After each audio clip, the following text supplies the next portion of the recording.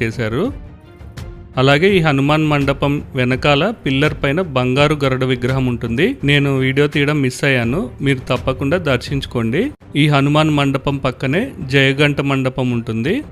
చూస్తున్నారు కదా ఎంత పెద్ద గంటో. ఈ గంట 1700 కేజీలు బరువు ఉంటుందంట.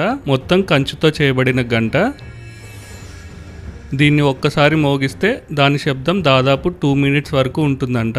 గంట మోగించిన తర్వాత దాన్ని తాకితే 2 మినిట్స్ వరకు మనము ఆ వైబ్రేషన్ని ఫీల్ అవ్వచ్చంట. ప్రజెంట్ అయితే ఉన్న క్రౌడ్ వల్ల మనం అలాంటివి ఏమీ ఎక్స్పీరియన్స్ చేయలేము. ఒకసారి గంట కొట్టే అవకాశం దొరకటమే చాలా కష్టంగా ఉంది. ఇది ఇండియాలోని 2వ అతిపెద్ద గంట. మొదటిది అయోధ్య రామ మందిరంలో ఉంటుంది. అది సుమారు 2500 కేజీల బరువు ఉంటుంది. చూస్తున్నారు కదా గంట కొట్టడానికి ఎంతమంది ట్రై చేస్తున్నారో. ఒకసారి టెంపుల్ సైడ్ వ్యూని చూడండి.